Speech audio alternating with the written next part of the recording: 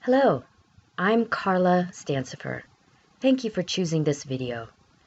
I've been studying East Asian languages and art history for over 25 years.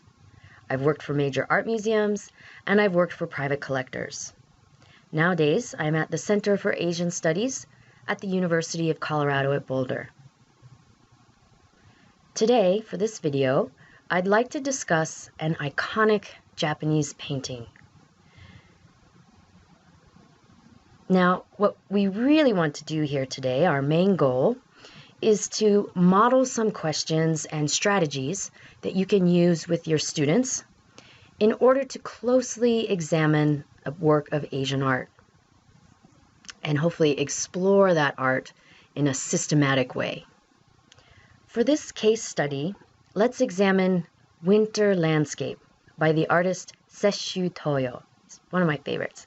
And it was designated a national treasure by the Japanese government in 2004. And this is called a sumie painting, which literally means black ink picture. So it's just ink on paper, very simple materials, but a very complex and elegant piece of work. First, let's take a minute and really soak in the painting. You can even stop the track if you want and really just look it over for a few minutes, see where your eye travels, think about what sort of mood the painting puts you in, think about the sound of the painting. What sounds would you hear if you were in this environment? For me, I think it's a very introspective and quiet piece, but perhaps a bit of wind blowing near the waterside. It is a winter scene after all. So think about it. Think about how the painting makes you feel as the viewer. Second, we want to gather some basic facts about the painting. For most of us, this means reading a gallery label or an image caption. This is the who, what, when, where, and why of the thing, just the basics. From this label, we can see that it's obviously a landscape, an outdoor scene, but it's also one of a pair. It's not a unique painting. We can also see that it was painted later in Seishu's artistic career, so presumably when he was more advanced in his artistic style as well. And we can see that this was from the medieval era of Japanese history, which tells us a lot about it, about the context of the piece. We can also see that this is a hanging scroll, or in Japanese, kakemono. Kakemono, literally hanging thing. And we can also see again that it's ink on paper, very simple materials. And it is housed at the National Museum of Tokyo. And because it's a national treasure, if you go to the Tokyo National Museum, you are likely to see this painting. And it really is something to see in person. The third step in this process is to break the painting down into its most basic parts. Now, in art history, we call this systematic analysis, formal analysis. That's what we call it in art history. And the 7 basic parts we call the 7 basic elements of art. And they are line, shape, form, space, texture, value, and color. Now, art historians have been using formal analysis for hundreds of years to compare various types of artwork from different media and different time periods. So let's take this system and apply it to Winter Landscape. Starting with line. The lines in this painting are made with incredible brushwork, very sharp and aggressive, especially along the cliff face. If you look in this area here, very aggressive kinds of lines, very sharp. You imagine him painting very quickly here. But he also, if we look at some of the trees, here we are, trees around here, we see how he uses parallel lines to create the trunks and then short dashes to create the branches of the tree. And I also want you to notice the heavy outlines around the objects. And I point this out because this is something that manga or graphic novel artists like to use today. Japanese manga is characterized by heavy, bold outlines, just like we see here in this sumie painting. Now for shape. Shape is a closed line that is flat, and shapes can be geometric or organic. We see quite a few of both here. For geometric shapes, what do you see? Well, we have the roofs in the background. Also the body of the traveler is fairly triangular. The tip of the boat over here. So lots of geometric shapes, but we also have organic shapes. I like to point out here in the foreground these rocks, again, bold outlines, but sort of amorphous, organic looking shapes. Okay, and that is a good example of both. So what do you think form is? Form relates to volume. When we talk about sculptures, this is particularly important when we're talking about three-dimensional works, but even with two-dimensional works, form is important. Of course, we're talking about perceived height, width, and depth when we talk about form in painting. But if we look at this hill in the midground here, you can see it's basically a cone shape, but with a little extra detail and texture added. Most any viewer would recognize hillside or mountain or perhaps large boulder, something that will get us in the vicinity. So these shapes are very important. These forms are also very important, even for painting. Now, in terms of space, how do you think this painting feels? Open or closed? I think because it's a landscape, it feels very open. With the addition of the pathway that winds into the distance and the soft washes of color in the background, these help to emphasize the feeling of depth and expansiveness. Asian art in particular features the use of negative space. So when we're talking about a sumie painting, we're talking about areas with no ink or very little ink. So if we look here, these large red areas that I've highlighted, these are considered negative space. But if we look at this one, this blank space could be considered cliffside. The space next to it could be considered distant space. And again, if we look down here, this negative space could be considered rock in the foreground. So what I'm getting at here is that a lot of times in Japanese painting, what isn't there is just as important as what is there. We call that the use of negative space. Now, what would you say the texture of this piece is? Some of the texture was created with the tip of a brush, and some of it was created with the side of the brush. If we look, let me get you here. This particular area, this is a great example of what we call axe stroke, a very broad, dry, rough texture that we get from the side of the brush. And we say that this is implied texture, once again, because of course, even though it looks very rough, if we ran our hand over the paper, it would feel smooth. Value is the amount of light that we see.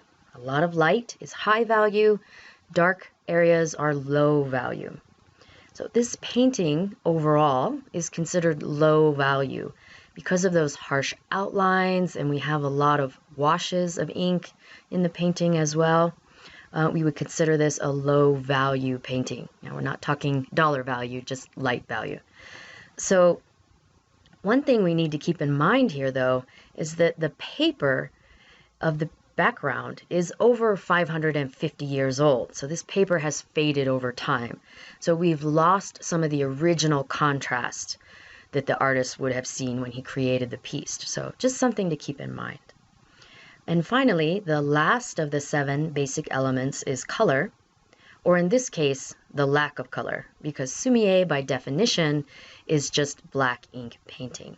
But it is important. An artist can choose color or can choose monochrome, and why they do that can factor into some meaningful answers. Seishu used the same sumi ink stick, inkwell, and brushes that the pen pals, politicians, and poets of his day would have also used. So there's a very important link between painting and literature. So what Seishu would do as he's preparing is take the inkwell and the ink stick, add a bit of water in the inkwell, and then start grinding the stick to create black ink. Grinding and grinding around and around, and it can actually be a very soothing sound. And it may have been part of his sort of calming process before he started painting. So just like anyone who wanted to write a letter, they would grind the ink. Depending on the amount of ink and the darkness, it could take 40 minutes, it could take an hour, just to prepare that basic material. Now, the painter would go a step further and create lots of little dishes with varying amounts of water and mix shades of gray that they could use later in the painting. So those are the materials that Seishu would have used. The fourth step to consider when looking at Asian art in particular is something I like to call interpretation. This includes considering things like subject matter, visual path, perspective, and original intention. Now, the subject matter may not be familiar to us in the West, but it is always important. And here in this painting, Seishu chose to paint a temple and a traveler in the vastness of nature. And even in this close-up that I've chosen here, we could see that the human in the foreground, is rather small. Now, this is often the case in Asian artworks, and this preference stems from Song Dynasty China. That was 960 to 1279. During this time, painters were heavily influenced by Confucian ideals, which highlighted the relationship of man and nature. And in this relationship, nature was always seen as grand and vast and superior in some ways. But this grand natural universe and man's place were very important, and this carried on for many, many years in Asian painting. There is a very clear visual path that starts in the lower right. We follow along the footpath, we go up to the temple, then we get mixed up in the hillside, and then we get mixed up in that bold line of the cliffside that takes us right up and out of the painting. Now, this blending of a very obvious visual path with a more suggested one is something that Seishu learned when he went to China. He traveled to China for a few years and studied with modern masters who were all looking back to that Song Dynasty period of painting. And this was another attribute of Song painters, a blending of suggested and actual visual path.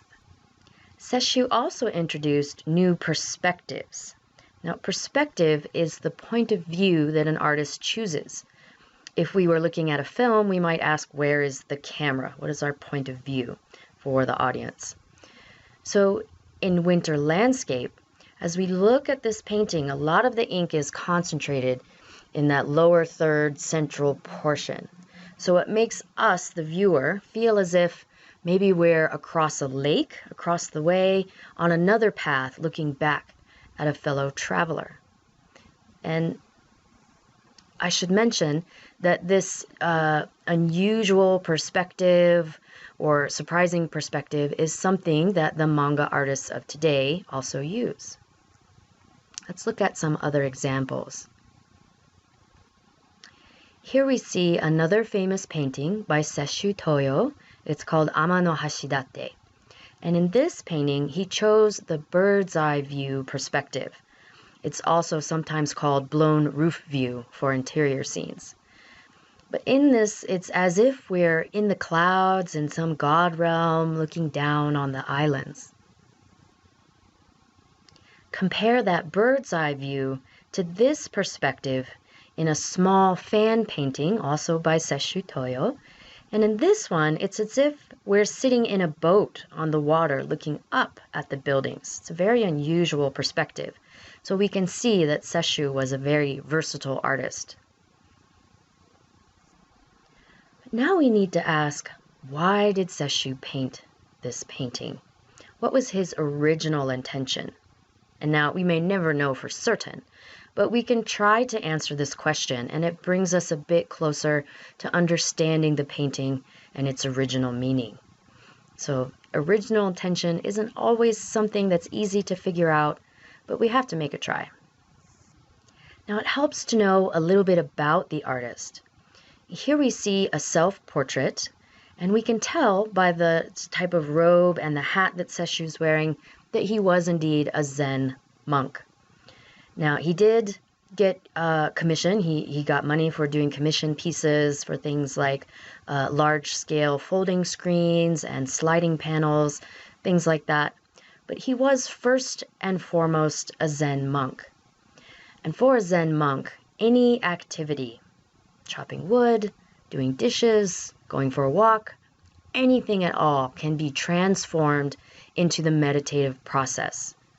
So we can be sure that for Seishu, painting was a deeply rooted part of his religious practice. So I believe he would have originally intended a painting like Winter Landscape and its pair to be hung in a small alcove to provide religious inspiration. Many of his works feature great patriarchs in the Buddhist tradition, especially Bodhidharma, who's considered the founder of the Zen school of Buddhism in China. So here we have two paintings with the subject featuring Bodhidharma, and I just love these two paintings. The one on the right, you can see how few brushstrokes he used to create the robe around Bodhidharma's face. And then if we look at the painting on the left, all that rock outcropping is done with such detail and vibrancy. So these are the same artist, but two very different styles. So what does all this have to do with today's painting? Well, one of the main principles of the Zen school is that things are not what they seem. And I always like to highlight this wonderful line here in the cliff face that Seishu has painted. I call it the Vanishing Line because it just drifts off into the distance. Now, much like the vanishing line of this cliff face, I feel like Seishu is just trying to say to us, it's not a cliff, it's just ink on paper. Don't let your mind fool you. That would be a very Zen message from the artist. You probably already noticed the signature and seal by now. And his name, written from top to bottom, reads Snow Boat. And the third character there is brush or brushed. So basically painted by Seishu, followed by his hanko. Hanko is a seal or sometimes called a stamp. And these are very important because the painting is considered incomplete without the seal. It could be a draft or a work in progress, but it was not meant to be circulated unless the seal is there. And I should also mention that Seishu was not his birth name. Seishu was born into the Oda samurai clan, and at the age of 11, when he would have joined the monastery, he would have changed his name. And then in the medieval period, it was very common for artists to change their name. For example, woodblock print artists would change their name when they changed publishers or when they changed styles. So Seishu Toil is how we know him, but we're not actually certain what his birth name was. As mentioned on the label, this is one of a pair. On the right here, we see its mate or its sister, and this is called Autumn Landscape. Now in Japanese classical writing, you write top to bottom, right to left. So in painting, we also go right to left. However, the artist chose to start the visual path again in the lower right-hand corner, but we go from the autumn scene on the right to the winter scene on the left. And then you'll find his signature at the top left corner, very much where you would find it in a letter or some other piece of literature. So again, these links between literature and painting are very strong. Now, I'd like to add a note about scale, because winter landscape is only 8.8 inches wide by 11.8 inches high. It's about as big as a piece of notebook paper, and I think that often surprises people. So here, I'll show you another painting, another landscape by Seishu Toil. You see the detail on the left. This is called a flung ink style. So yet another variety and another example of his versatility. But here we see the painting the way it usually appears online or in textbooks. But if you go to the Tokyo National Museum and view this painting, you'll see it much more like the image on the right. It's actually rather small, and you'll notice up above there's an inscription. These inscriptions are very important to East Asian art historians because during the medieval period of Japanese history, an important painting, when it was handed down or passed on to someone else, the new owner might add an inscription or perhaps a poem talking about how the painting moved them when they first saw it. So these inscriptions are very important, but they often get left out. And another thing that we look for is the mounting system. You see a little bit of fabric brocade down here in this picture.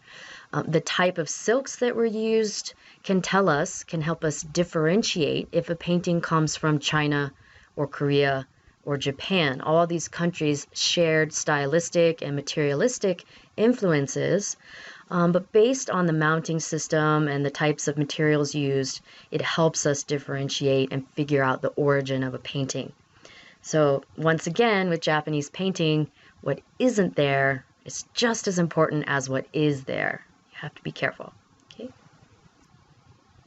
Seishu's work is still valued culturally and quite relevant today. Here on the screen, I have a few commercial examples of Seishu's paintings being used for imagery, the winter landscape, Amano Hoshi, and other paintings. But I've also included an image, a stamp from Romania. And this is just to highlight the fact that other countries and people outside Japan have fully recognized Seishu's greatness as a painter and his importance as a cultural icon. I hope you choose to learn more about the work of Seishu Toil and other Japanese painters, and I hope you get the chance to introduce some of these systems and methodologies to your students. I really feel that, if you point them in the right direction and give them a few of the right tools, a piece of artwork will begin to naturally speak for itself. Here are some additional resources that I hope you find useful. Thanks for watching this video.